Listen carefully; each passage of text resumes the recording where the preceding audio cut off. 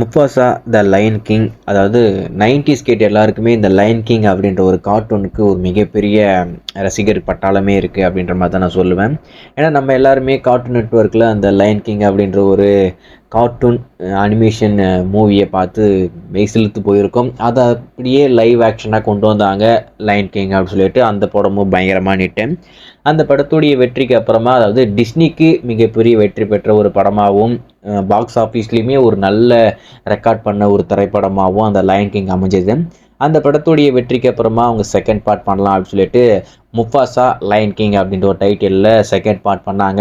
ஏன்டா எடுத்தீங்க அப்படின்ற மாதிரி ஆகிப்போச்சு. படம் போய் பார்த்தா தூக்கமாக வருது, என்னடா இது அப்படின்ற மாதிரிலாம் தோணுது. எதுக்குடா இந்த தேவையில்லாத அணி, இதுக்கு பேசாமல் அமைதியாக இருந்திருக்கலாம்ல அப்படின்ற மாதிரி தான் எல்லாரும் கலாய்ச்சிக்கிட்டு இருக்காங்க. வர்த்தக ரீதியாகவும் இந்த படத்துக்கு பெரிய வரவேற்பு கிடைக்கல. 300 மில்லியன் என்னமோ வசூல் வந்திருக்கு. ஆனால் இந்த படத்துடைய ரேஞ்சுக்கு இது பத்தலை, இது ரொம்ப கம்மி தான் அப்படின்ற மாதிரி சொல்கிறாங்க. மேக்கிங்காக ஏகப்பட்ட சொதப்பல், என்னடா இது அப்படின்ற மாதிரி ஆகிப்போச்சு. சரி, இந்த முஃபாசா திரைப்படத்தை பற்றி இப்போ என்ன அப்படின்னு பார்த்தீங்கன்னா, இந்த திரைப்படம் எப்போ டிஜிட்டலாக ஓடிடியில் வெளிவரும் அப்படின்றது எல்லாருக்கும் இருக்கிற ஒரு பெரிய எக்ஸ்பெக்டேஷனாக இருக்கேன். இந்த படத்தை பொறுத்த வரைக்கும் ஓசிஸில் Amazon Prime, iTunes, Apple TV அப்படின்னு சொல்லிட்டு இருக்கிற எல்லா ஓடிடிலையும் ரெண்டலில் இங்கிலீஷில் ஸ்ட்ரீம் பண்ணுவாங்க.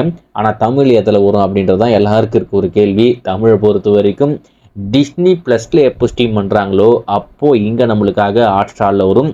அப்போ தான் ஹாட் ஸ்டாரில் தமிழ் வரும். மற்றபடி வேறு எந்த ஒரு ஓடிடி பிளாட்ஃபார்ம்லேயும் இந்த முஃபாசா திரைப்படம் தமிழ் வரப்போகிறதில்ல. ஸோ அது வரைக்கும் நம்ம வெயிட் பண்ணி தான் ஆகணும்.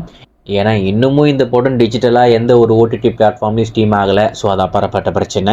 ஸோ அது வரும்போது வரட்டும். இருந்தாலும் நம்ம இப்போது பேசிக்கிட்டு இருக்கோம் ஒரு சம்பவம் பயங்கரம் அப்படின்ற மாதிரி, புரியாத மாதிரி பேசிக்கிட்டு இருக்கோம். நிறைய பேருக்கு ஒன்றும் புரியல, ஒரு சிலருக்கு புரிஞ்சிருது.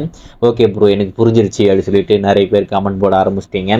ஸோ அந்த மாதிரி முஃபாசா திரைப்படம் ஒரு பிக்கெஸ்ட் சம்பவம் ஆஃப் முஃபாசா அப்படின்னு சொல்லிட்டு very very soon it will be happen today night R tomorrow night அப்படின்னு சொல்லிட்டு ஒரு சம்பவம் உங்களுக்கு காத்துக்கிட்டு இருக்கேன். முஃபாசா திரைப்படம் உங்களை தேடி வருது. பார்க்கணும் அப்படின்ற ஐடியா இருந்தால் பாருங்கள். இதுக்கு முன்னாடி பார்த்துருந்தா எப்படி இருக்குது அப்படின்றத கமெண்டில் மென்ஷன் பண்ணுங்கள், நானும் தெரிஞ்சுக்கிறேன்.